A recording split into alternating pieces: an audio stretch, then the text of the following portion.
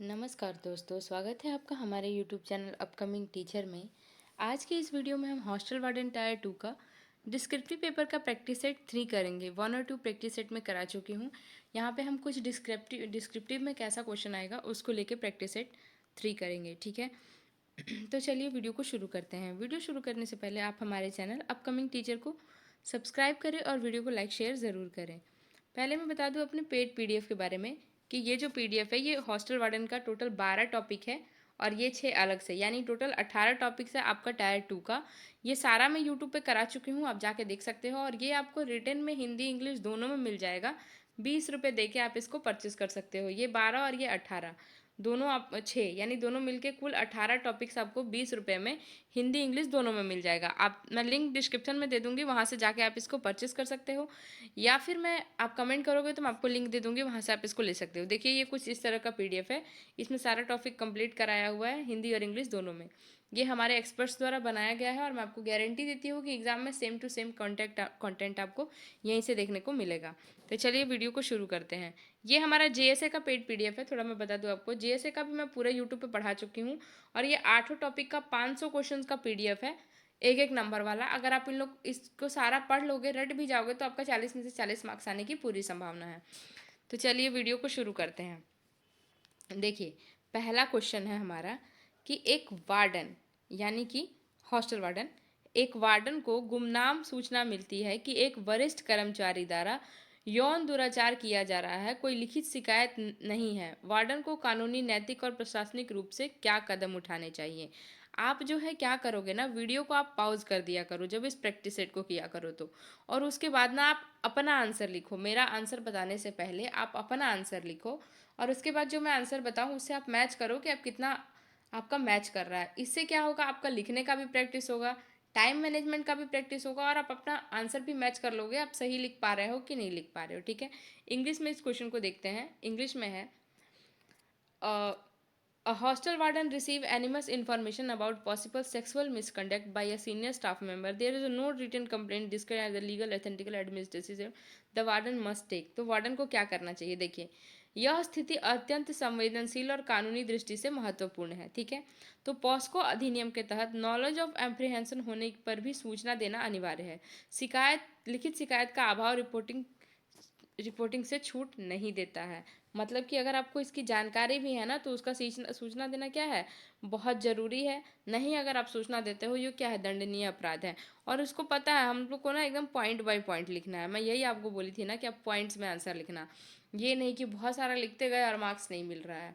नहीं, पॉइंट्स में लिखोगे, अगर लगेगा एग्जामिनर को कि नहीं इतने से ही बात में अपने सारा अपना बात रख दिया, तो आपका जो है एकदम आंसर 100% करेक्ट हो जाएगा।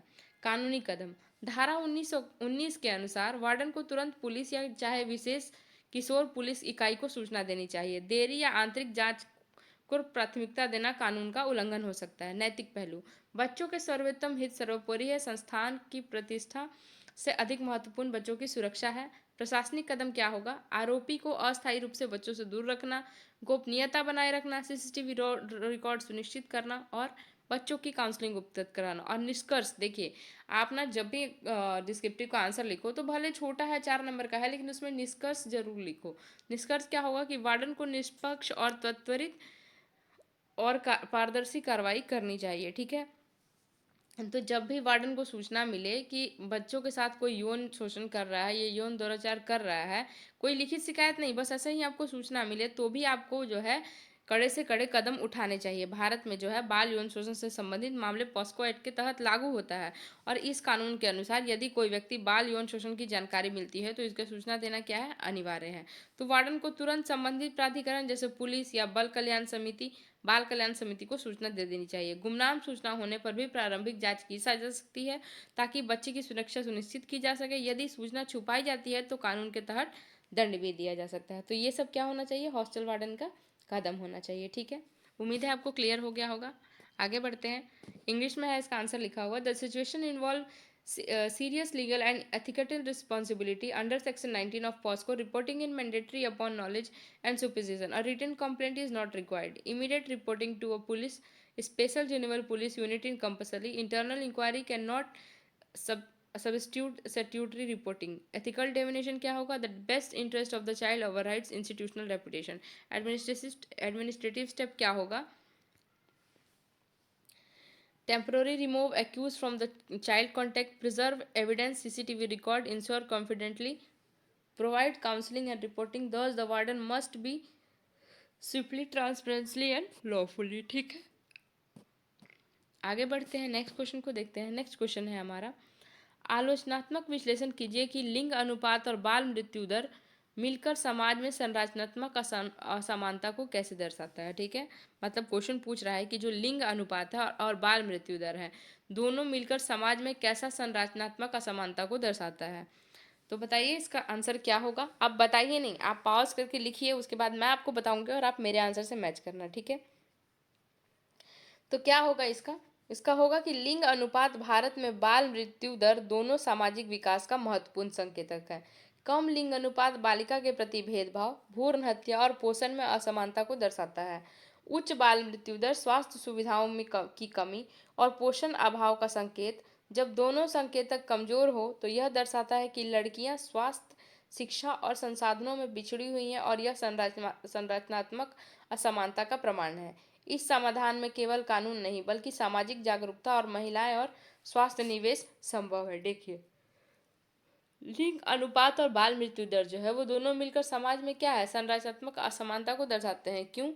क्योंकि जो है जब इन दोनों संयुक्त सूचक जब ये दोनों सूचक को संयुक्त रूप से विश्लेषण किया जाता है तो यह समाज में मौजूद लैंगिक यानी जेंडर बेस्ड स्ट्रक्चर क्वालिटी को दर्शाता है। ठीक है, लिंग अनुपात 1000 पुरुषों में महिलाएं की संख्या बताता है और बाल मृत्यु दर का संबंध बच्चों के स्वास्थ्य, पोषण, देखभाल।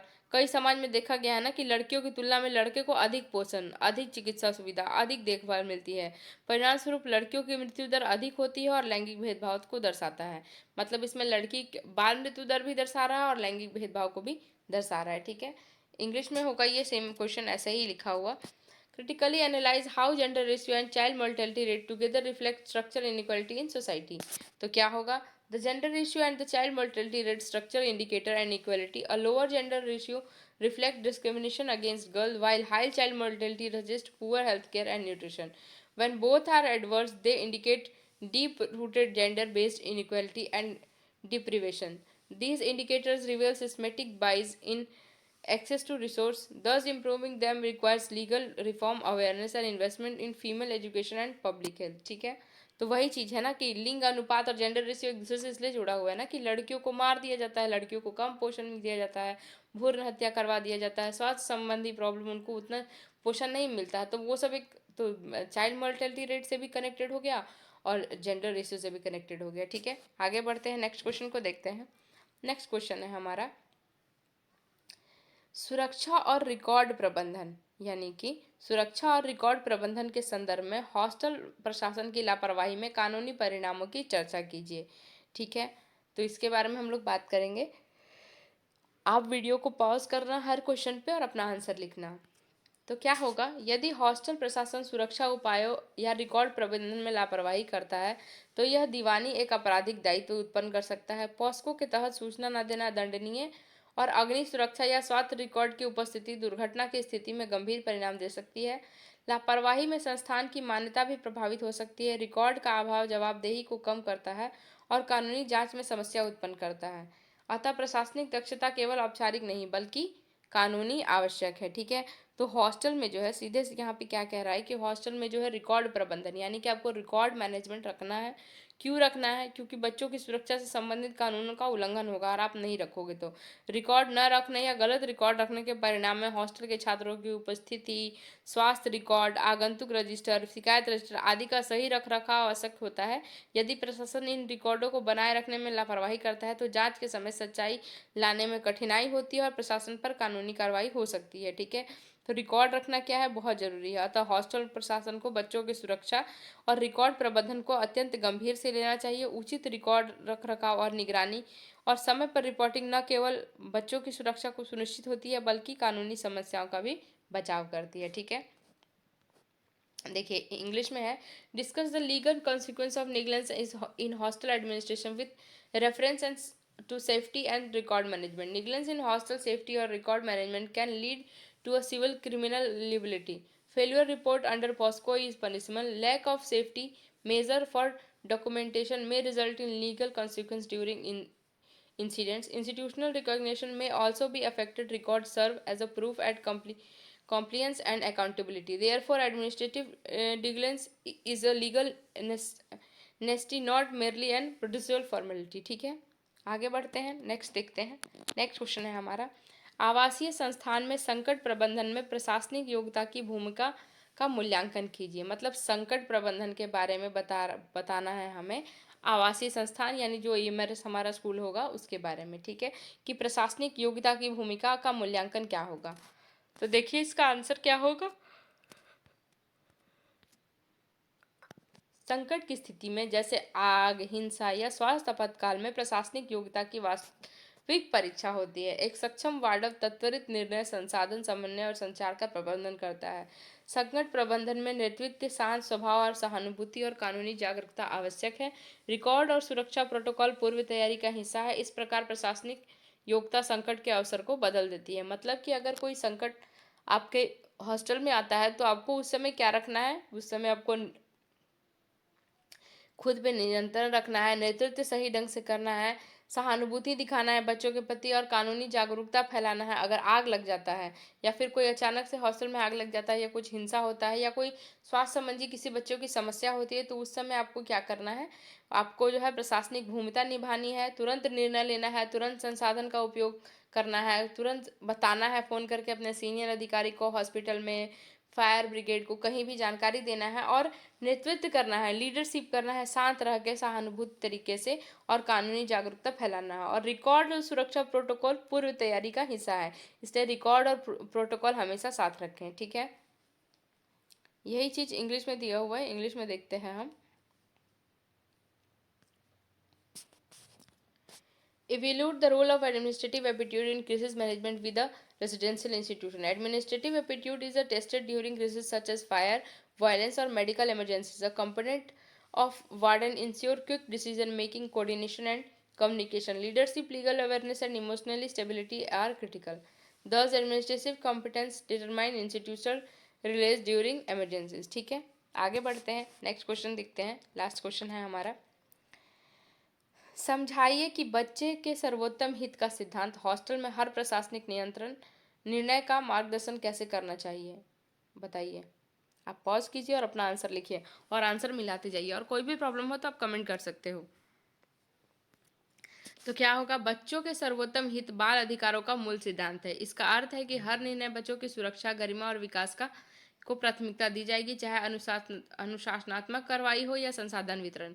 निर्णय निष्पक्ष और संवेदनशील होना चाहिए। संस्थान के प्रतिष्ठा या आर्थिक लाभ बच्चे के हित से ऊपर नहीं हो सकते। यह सिद्धांत प्रशासनिक नैतिकता का आधार है। मतलब कि बच्चे के सर्वोत्तम हित का सिद्धांत बाल संरक्षण और बाल अधिकारों का मूल आधार है, और इस सिद्धांत के अनुसार हॉस्टल प्रशासन द्वारा लिया गया हर निर्णय बच्चों की सुरक्षा, विकास, सम्मान और कल्याण की ओर ध्यान रखकर लिया जाना चाहिए। ठीक है, देखिए मैं आपको क्वेश्चन का तरीका बता रही हूँ, आंसर आपको खुद से लिखना है। आप रटा रटाया आंसर यहाँ से नहीं लिख सकते हो। आप पॉइंट में भी, यहाँ पे इसमें आप पॉइंट भी बना सकते हो। देखो जैसे बना दिए ना, सुरक्षा को प्राथमिकता देना, एक हम पॉइंट बना दिए, और उसमें भी हम 2 लाइन लिख सकते हैं कि हॉस्टल का पहला कर्तव्य है बच्चों की शारीरिक, मानसिक और भावनात्मक रूप से सुरक्षित वातावरण प्रदान करना। किसी भी निर्णय में यह सुनिश्चित किया जाना चाहिए कि बच्ची को किसी प्रकार की हिंसा ना हो, शोषण ना हो, उत्पीड़न का खतरा ना हो।